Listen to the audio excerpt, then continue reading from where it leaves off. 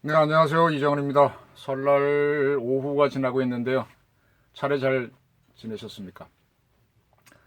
오늘은 공수처를 소재로 한 검난을 다시 한번 말씀드렸으면 합니다.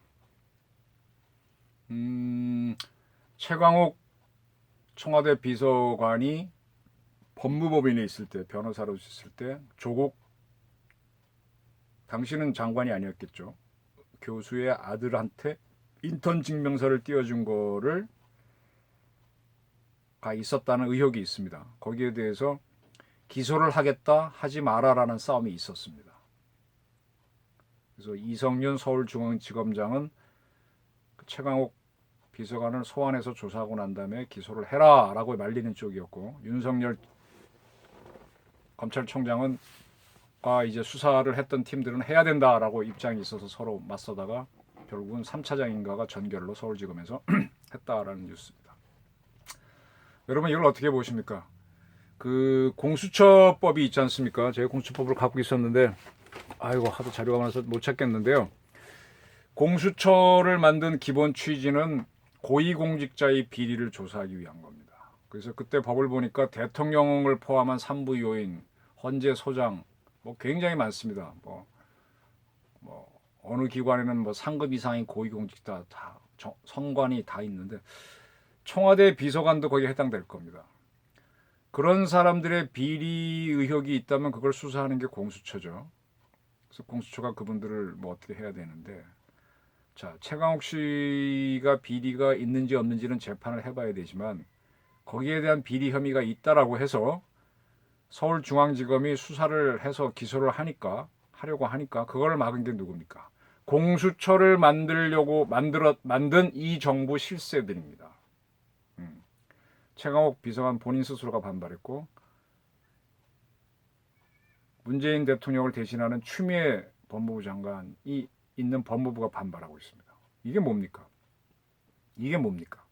공수처를 만들어서 고위공직자 비리를 잡자고 하는 사람들이 그러한 일을 검찰이 하고 있으니까 그 검찰 보고는 하지 말라고 합니다. 그러면 공수처를 만들려고 하는 이 정부의 의도가 매우 불순하다라고 볼 수밖에 없지 않나요? 제가 여러 차례 대한민국 한 나라에 두 개의 검찰이 있으면 갈등, 내분이 일어난다. 한 나라에 두 개의 군대가 있으면 전쟁이 일어난다. 내전이 일어난다 말씀드렸는데, 네. 뭐 그렇게 내분, 내란이 일어날 때의 원인은 여러 가지가 촉발 요인이 있겠지만 바로 이런 것도 해당될 수 있겠죠. 공수처를 만들어 놓고 공수처 역할을 다른 검찰이 하게 되면 그건 아니다 하고 막아서 버리는 이런 현상이 생기면 이제 내분으로 가겠죠. 여러분 어떻게 보세요? 물론 최강욱 비서관 말대로 검찰이 오판한 걸 수도 있습니다. 그러나 한번 수사는 해볼 만 하잖아요. 자기들은 자신이 있다 그러고. 그 다음 두 번째 말씀드릴게요. 이 문재인 대통령이 야인 시절에 제가 몇 번 말씀드렸지만은 자기가 하고 싶은 얘기를 검찰 개혁하고 경제 민주화다. 아주 검찰에 대해서 굉장히 손을 대고 싶어 했다. 그리고 그런 것들이 구체화된 게 보니까 수사권을 경찰로 넘기고 그다음에 고위공직자 수사는 공수처를 둬서 따로 만들게 해서 검찰 기능을 약화시키는 거다. 검찰 개혁이 그거라는 얘기죠. 그 경찰로 수사권이 가는 건 저는 반대는 안 해요. 그래서 그 사법시험에 붙은 변호사 자격증을 가진 사람들이 경찰에도 가고 검찰에도 가고 그 두 기관이 대등해지는 것도 전 찬성입니다. 근데 검찰에 있는 사람들은 현직에서 물러나면 변호사 개업을 할 수 있습니다. 세컨잡이 있죠. 근데 경찰에서 나오신 분들은 특별히 변호사 자격이 있지 않다면 세컨잡이 없습니다. 그러면 이분들이 수사를 할 때 바른 말을 하기 어렵죠. 몇 년 전에 뭐 검사장을 지낸 홍모 변호사 사건을 큰 사건이 났을 때 검찰이 그 중요한 핵심 혐의에 대해서는 기소를 안 했습니다. 저는 그걸 봐주기라고 보는데 경찰도 수사권을 가지면은 정권에 약하기 때문에 더 많이 정권의 부탁을 받고 봐줄 수가 있는 거죠. 그래서 수사권 조정을 경찰로 간다는 거엔 찬성하지만은 이게 정권의 더 약한 쪽에서 수사를 마음대로 휘젓는 쪽으로 간다면 그건 전 결사적으로 반대입니다. 네. 일단 이 정도 정리를 하고요. 자, 두 번째로 드리는 말씀은 추미애 법무부 장관입니다. 추미애 장관이 제가 알기로는 노무현 대통령을 탄핵할 때 탄핵에 찬성했습니다. 그래서 그 다음에 거기에 대한 속죄의 의미로 삼보일배의 뭐 행사도 가졌었죠. 그러니까 전형적인 친문은 아니란 얘기입니다. 근데 이분이 법무부 장관에 임명했을 때 문정부에서는 무슨 생각을 했을까요? 추 장관을 자기네 편이라고 생각해서 임명했을까요? 어떨까요? 자, 이게 제 정치적인 문제 하나 좀 말씀드릴게요. 이낙연 전 총리가 선거 대책 민주당에서 맡았죠. 그리고 종로 험지에 출마한다라고 하는데, 여러분 이낙연 전 총리가 국회의원 나오는 게 그게 가당하다고 보십니까? 총리 지내신 분이 국회의원 나간다. 이게 과거의 보수 정권이 이랬으면 상당한 언론이 뭐야 하고 비판했을 건데 조용해요. 지금 언론은 조금 정상적인 언론이 별로 없으니까. 제가 알기로는 이낙연 전 총리는 친문 친노계가 아닙니다.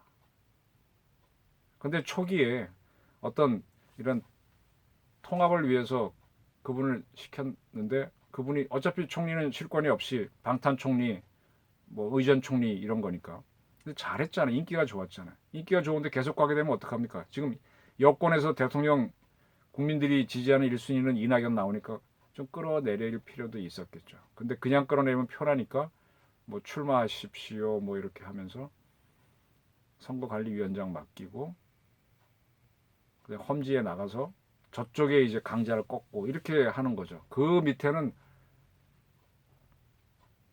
실패하면 책임을 묻겠다. 정치적으로 이렇게 물러나게 하겠다는 의도가 깔려 있다는 겁니다. 정치는 고도의 조작입니다. 추미애 장관을 시켰을 때도 추 장군이 그러니까 자기 편한테는 피를 묻히지 않고 자기 편한테는 험한 일을 안 시키고 다른 유사 세력을 끌고 와서 그 문제를 해결하고 같이 아웃시키겠다는 전략이죠. 저는 이낙연 전 총리를 꼭 국회의원 시키려고 한다면 그분 고향인 호남에 출마시켜야 된다고 보거든요. 근데 험지 출마를 하라고 하면서 이렇게 명분으로 모는 거예요. 몰려가는 거죠. 몰려갈 수밖에 없죠.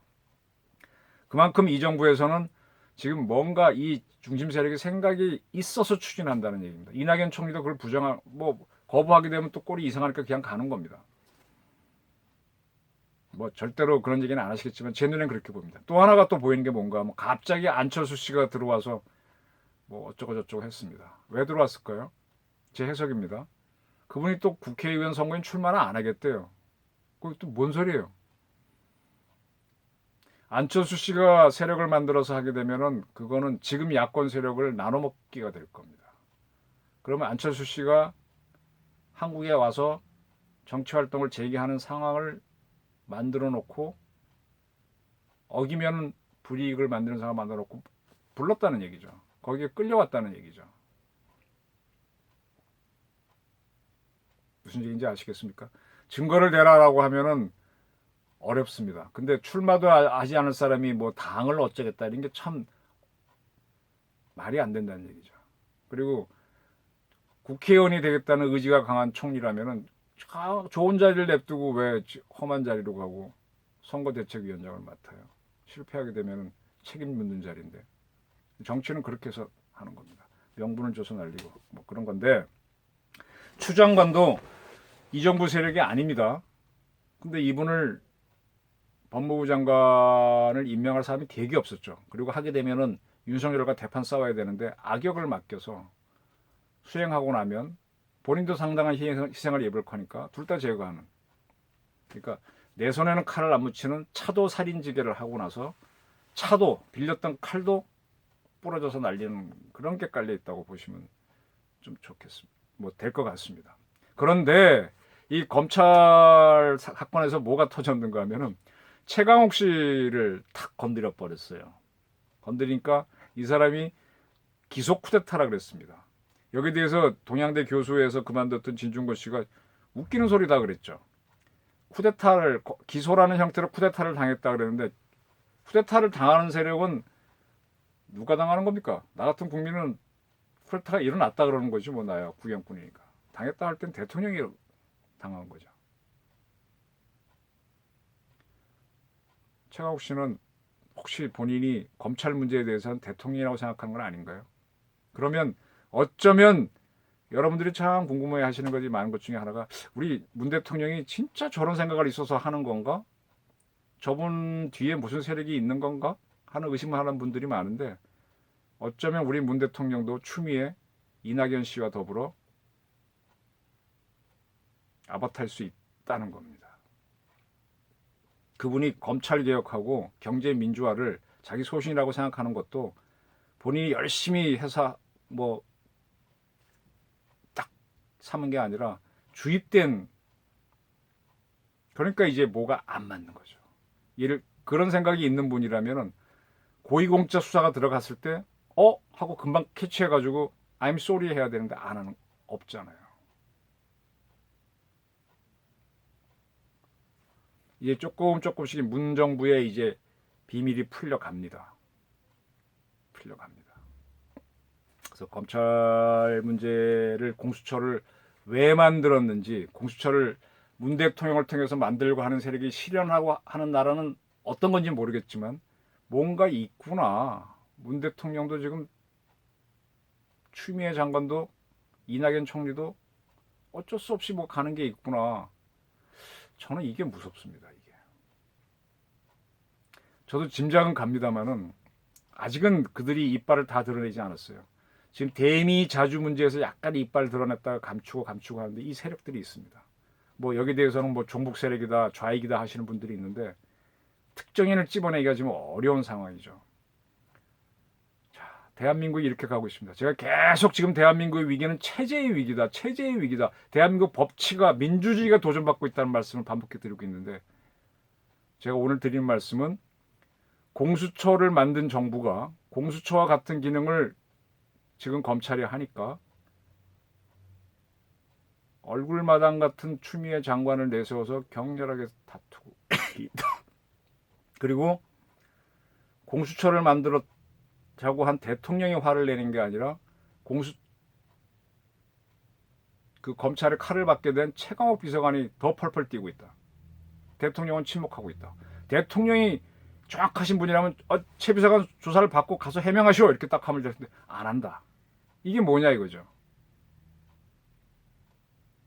좀 감이 잡히십니까? 이낙연 총리가 인기가 올라가니까 왜 국회로 가야 되는지.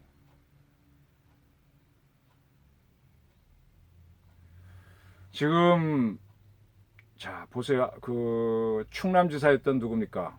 안희정 씨가 이제 스캔들로 날아가고 뭐가 지금 뭔가 계속 이렇게 지금 하나씩 여권수 제거가 돼가고 있습니다. 이 정부에는 뭔가를 경쟁자를 제거하고 또 현 대통령 체제에서 뭔가를 이익을 취하려고 하는 세력들이 있습니다. 그 자들이 조금 이빨을 드러냈다가 숨었다가 합니다. 근데 그 중에 하나가 공수처 설치를 통해서 강력히 밀고 나갔는데 그거를 윤석열 씨가 브레이크를 걸면서 이제 파단이 터진 거죠. 약간 지금 모양이 나왔습니다. 이 사람들이 문 대통령을 세워서 만들고자 하는 사회대로 가게 되면 대한민국 법치하고 민주주의는 무너질 가능성이 매우 크다는 게 저희 판단이고 저희 주장입니다. 그래서 제가 계속해서 지금 이 말씀을 드리고 제 민주주의 할 것이냐 이 의견을 말씀드리는 겁니다. 공수처를 만들려고 하는 세력이 검찰이 공수처 역할을 하니까 펄쩍 뛰고서 하는 이게 뭐냐 이거죠. 그리고 추미애 장관은 뭔지도 모르는데 왜 이렇게 세게 나오고 추 장관은 사실 드러나지도 않아요. 뭔가 세력이 호가호위하는 세력들이 지금 나오고 있습니다. 대통령도 가만히 있어요. 아바타 권력이라는 얘기죠. 대한민국 위기는 여기서 옵니다. 실질적으로 딱 쥐고 가면은 대통령이 딱 쥐고 가면 이런 위기 안 옵니다. 한번 이번에 검난을 다시 한번 잘 보시면서 최강욱 비서관 사건이 어떻게 될지, 왜 이성용 중앙지검장이 임명되자마자 저렇게 사람에 대해 충성을 하는지 잘 보십시오. 잘 보시면 대한민국이 어디로 갈지 보일 겁니다. 감사합니다.